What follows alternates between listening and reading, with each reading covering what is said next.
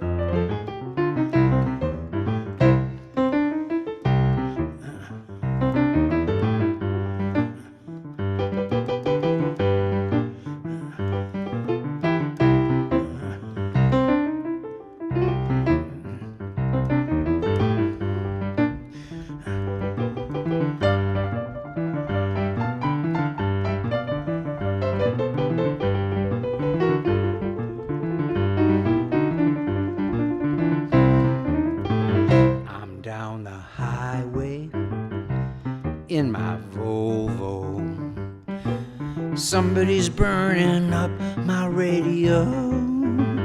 Good thing I got the cruise control. I couldn't keep from tapping my toe. She got me laughing and a swerving and a twirling my mustachio. Queen Ida of the Zydeco, cooking something on my radio.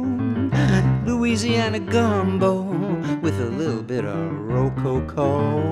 Pumping her accordio, squishing all those little buttons in a row. She's my Cajun beauty, the queen of the Zydeco.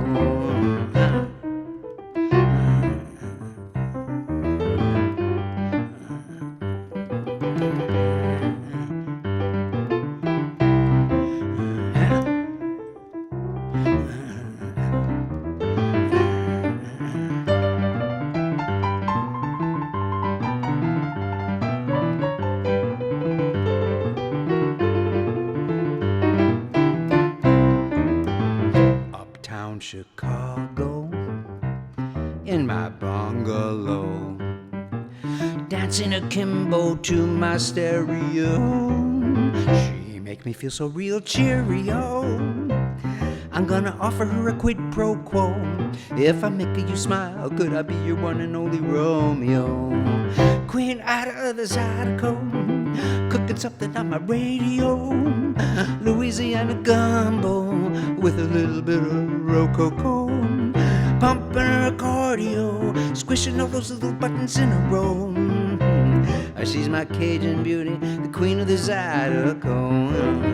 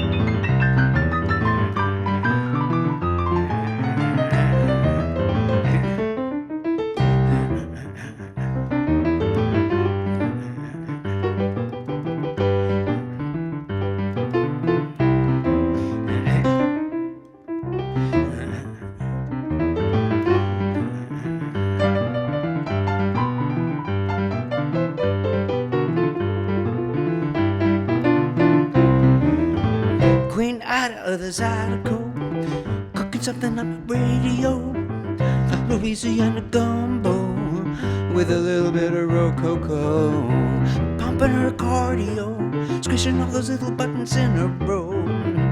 She's my Cajun beauty, the queen of the Zydeco, queen out of the Zydeco, cooking something on my radio, Louisiana gumbo with a little bit of rococo, pumping her cardio, squishing all those little buttons in a row. She's my Cajun beauty, the queen of the Zydeco.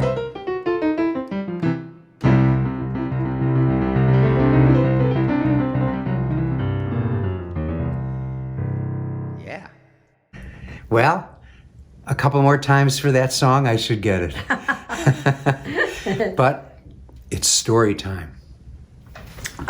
Here we go. Let's do it here. Let's go to Geneva, Switzerland. Geneva, Switzerland. So it started out, I got my notes. I want to make sure I get everything in here. Getting a call. This was in 1983, I guess, because the concert was 84, right? Mm-hmm. So in 1983, we get a phone call. At that time, my friend David Koppel was working with us. He was getting us a lot of gigs. And we get a call, and it's Geneva, Switzerland, the Grand Theater, the Swiss Roman, the Ballet of the Grand Theater. They wanted to hire me to do 9 concerts and have a bunch of rehearsals before that, like 3 weeks in Geneva, Switzerland. And they said that they would pay expenses. And they could see that we weren't going for that, so they said expenses for 2. So I told David, call them back and tell them we want $9,000. And Plus expenses. plus all the expenses for two. I didn't believe I'd get the $9,000, but I wasn't that excited about traveling. And I was beginning to feel like artists are being taken advantage of because everyone gets paid. You know, you do a TV show, the cameraman gets paid, all the staff gets paid, everyone's getting paid except for the artists. And people are always asking artists to do the benefits and they're getting paid. So I was just feeling like, and I didn't want to be there for 3 weeks and feel like they were taking advantage and of any artists. So they called back and they said, okay, we'll give you $2,000 in all expenses. And I told David, no, tell him $9,000. They called back and they said $3,000. And I said, Dave, just tell him $9,000. They called back and they said $5,000. I said, Dave, just tell him $9,000. So eventually we got the $9,000. And it's like when someone says to a musician, well, you only need to play 20 minutes. So instead of $1,000, how much will you charge us? And I always tell them, I say, I play the music for free. I love that. I enjoy that. But, there's the travel and there's the preparation. But even that is sort of for free. What isn't free is that you're asking me to put a date on a calendar and put my whole life into that date and my whole heart and my whole life into it. That's what the money is for. And as I said recently, that we offer the music for free, but in order to keep offering it for free, we're going to need some income. So I found out later that they originally offered this performance to Toots Thielemans, who I met many, many, many years later. And what I understand is he got the score, the street music. We were going to do William Russo's street music. And he got the score and he looked at it and it was all blank. And then he heard the album and he could tell it was just improvisation, mostly in the blues mode. And it wasn't exactly his style. He's more like a jazz player. And the blues players don't really play in his style and he doesn't play in the blues player. It's two different things. So he really couldn't do it. And when I met him, it was like many, many years later, it was like I was introduced to him and he remembered me and he said, UMF. That was Toots. So funny. What a great guy. That was great. So now I'm going to enjoy the trip to Geneva, Switzerland. So a few days before, I just thought of something. I said, I'm doing this with dancers. And my piece is almost all improvised. I'm going to have particular places, particular moments during the piece where I play something they're going to recognize, so they're going to know when to come in and when to exit and do other of the choreographed cues that they're going to need. So I called Oscar Arise, who is a famous choreographer who had done this piece for the performance. And I says, Oscar, I just thought of something. You're going to need some cues. And he says, what are you talking about? We don't need any cues. I said, what do you mean? He said, well, we learned every step. I choreographed every step of this dance to your recording. So all you have to do is play it just the way you did on the recording and everything will be fine. Note for note, exactly. Note for note. Exactly.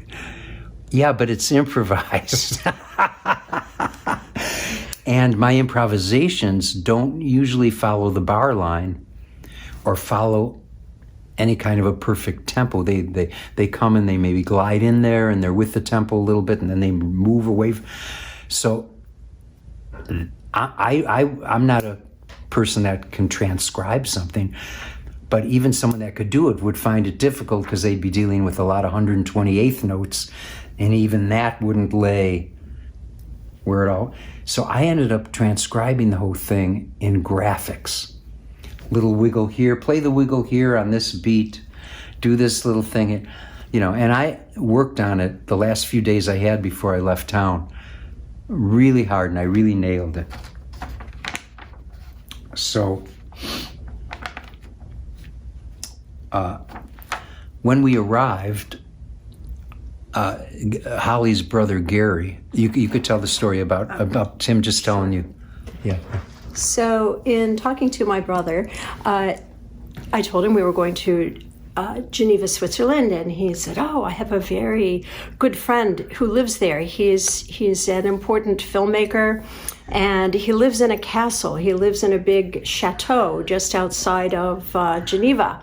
You should contact him and tell him that you're my sister. I'm sure he will invite you to stay in the chateau, the castle. It will be marvelous." Well, we were so busy, of course, that we didn't really have time to go to the chateau. And I figured, well, you know what, I will.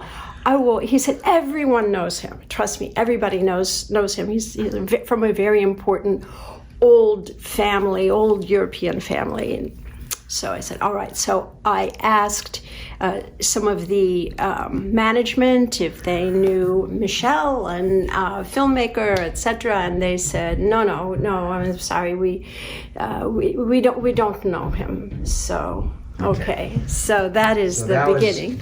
That was on our arrival to Geneva, as it's called. The rehearsals went really well, except for one little part. I noticed that Jean-Marie Auberson, the conductor of the Swiss Romande Orchestra, would conduct this one section. It was a section where I played on the harmonica in street music, if you guys know it. Wah, wah, wah. So I left these spaces in between. And what was happening is every rehearsal, these spaces got longer and longer. And it was like way not musical, way not working. But I was following the conductor. And the day before the performance, at the last rehearsal, one of the dancers came up to me and said, "Mr. Siegel, why are you playing that section so slow with such long spaces?" And I said, "Well, I'm following Jean-Marie." And they said, "We're following you." And Jean-Marie, as it turns out, was following the dancers. Went full circle. So I'm following Jean-Marie, waiting for him. He's waiting for the dancers, and they're waiting for me. And of course, the spaces are getting longer and longer. There was one dancer who had to jump during one of those spaces and couldn't come back down until I played again. So they were very concerned about this. But that was like just amazing. So anyway, a side story is we had a lot of time, Holly and I, during the day. So we took an excursion to Mount Blanc. And we're walking around Mount Blanc, and at some point we got completely lost. We didn't know if we should go downhill because it looked all different. It was just really crazy. And we met these two guys. On the trail. They looked lost also. And they spoke only French. We spoke only English.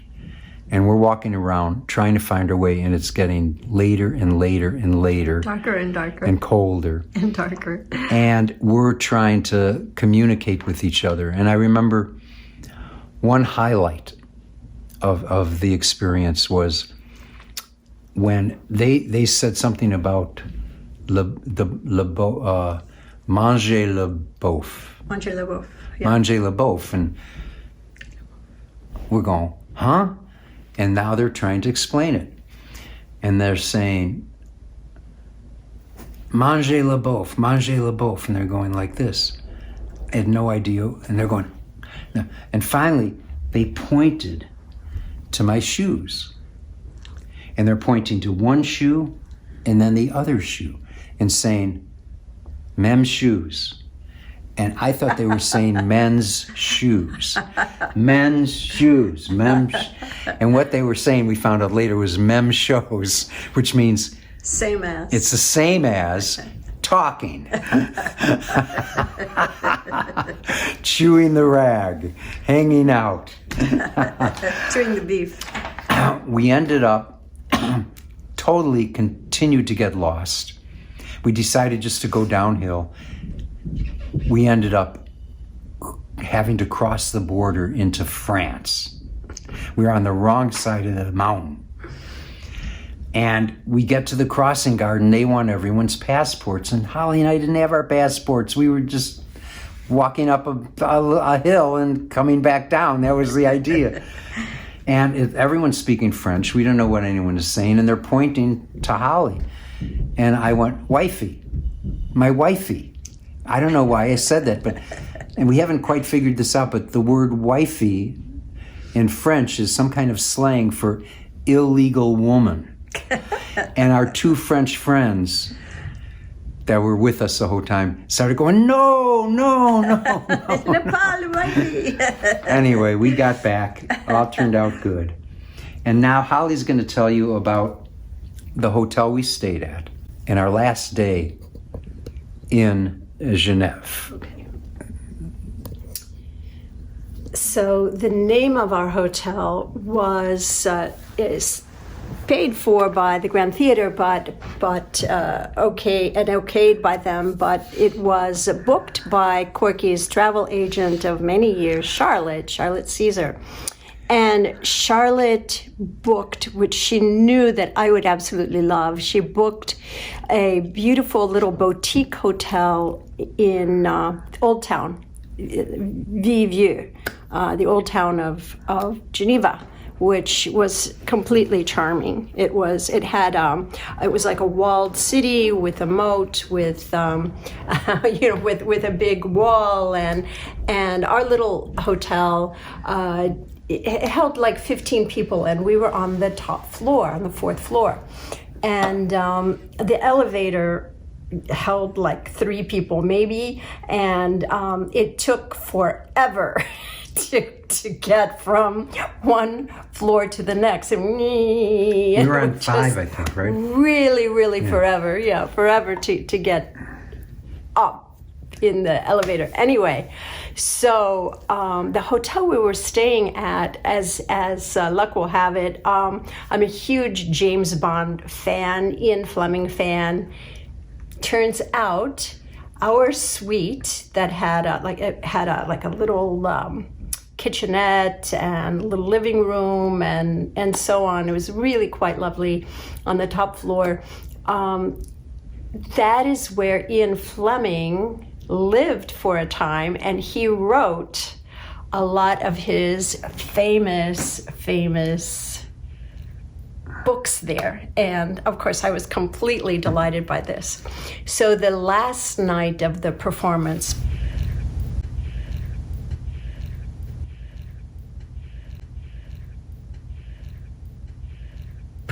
number 9, we decided, we took the elevator, and you know how you could sense somebody behind you, but you don't turn around, and just sort of sensed a presence. And we rang this big bell. It was almost like a scene out of Young Frankenstein. And this 108-year-old man sort of clumped along down this long, narrow, and he had this huge ring and all these keys jangling. Not the young kid that was our daytime.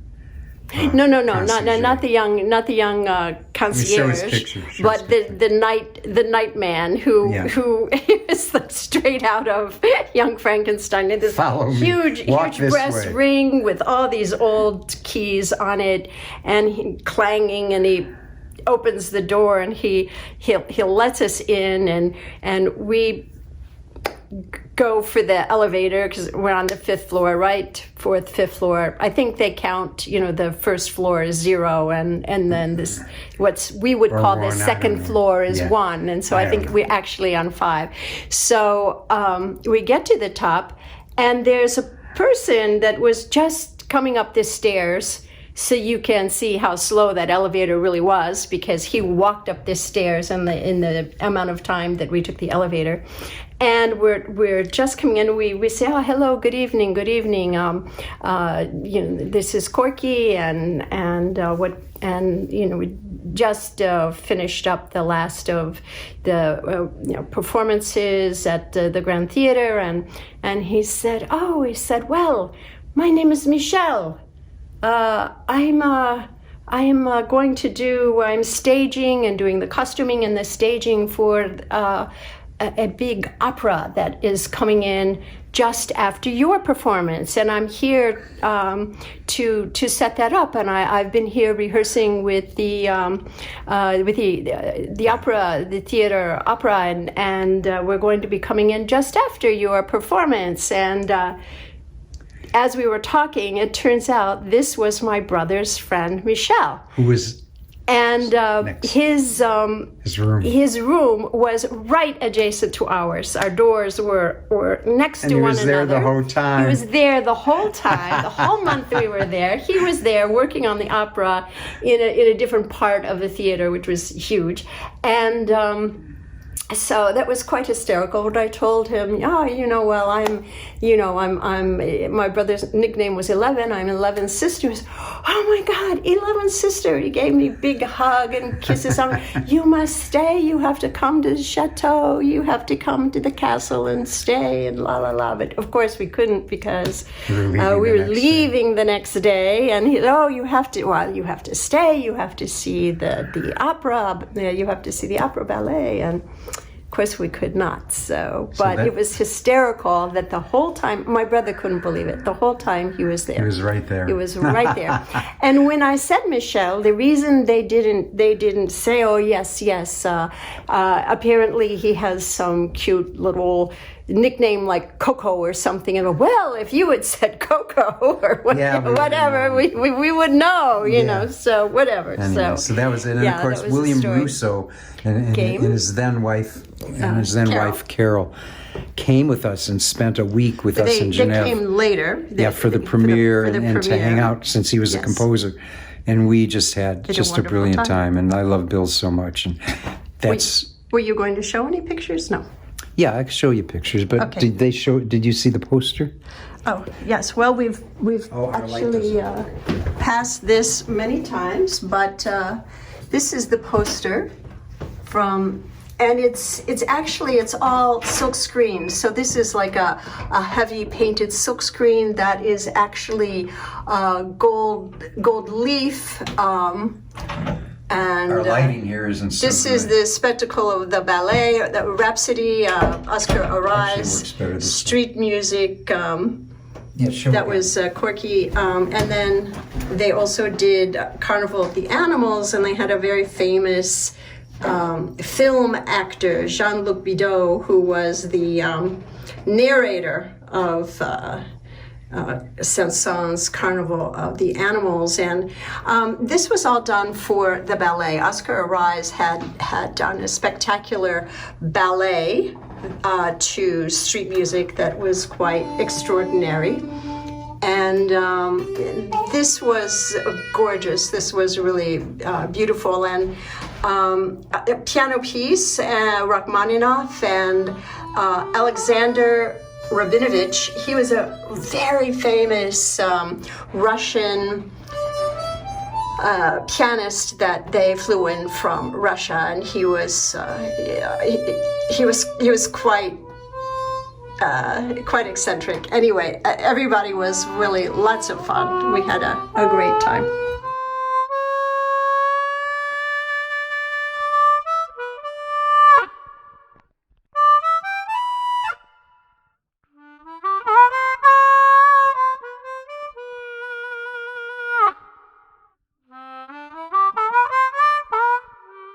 That was story time.